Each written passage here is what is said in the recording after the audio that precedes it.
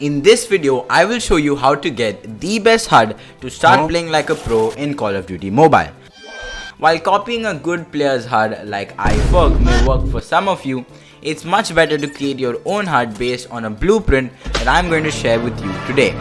Getting your perfect HUD is a trial and error process, so use each HUD for a few games and improve whatever doesn't feel as good to you.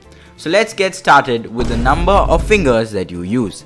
I'm not going to lie to you and say that 2 fingers are enough. Me bomba!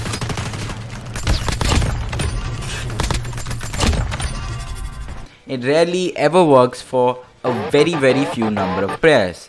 I would suggest 4 fingers because that's all you really need, and 4 fingers are easy to use even on a phone.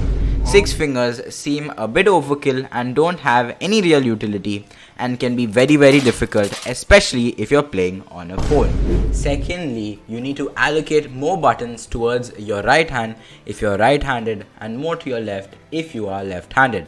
I'm right-handed, for example, and I use my right hand to slide, drop shot, jump, ADS and change my view. For my left hand, I just have my firing buttons and my joystick. This suits most players because you're more comfortable with your right hand if you're a righty and your left hand if you're a lefty, and hence you should dedicate more tasks towards your dominant hand. Third, we have something that a lot of players make a mistake in. This is map positions. By default, Codm's map is on the top right corner of the screen. This might work pretty well for iPad players but not for phone players, as in a 4-finger claw setup, it might cause a lot of mistouches and block the map altogether. So, I would suggest moving the map to the center of the screen like so and slightly reducing the opacity so it doesn't block your vision too much. This way you can easily watch the map without worrying about any mistouches. Fourth is to keep it simple. Don't overcomplicate things with extra buttons like the drop shot button. The drop shot button used to be a lot faster once upon a time, but holding to drop shot is now the same speed as using the drop shot button. Adding extra buttons won't really help. I've gotten used to slide cancelling and hence have the extra shoot button on the left side of my screen. In the same way, slide cancelling doesn't really affect the distance, it just looks good. So I would suggest using just one shoot button if you're new to the game.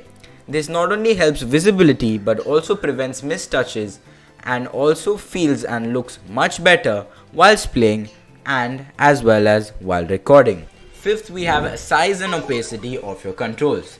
Once again, you have to adjust the size of your controls based on how big your finger is and how big your device is. The smaller the controls are, the better it is. So you can find the smallest you can go without compromising on any performance.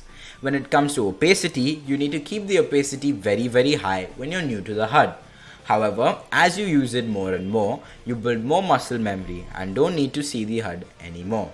Then you can reduce the opacity as much as you like.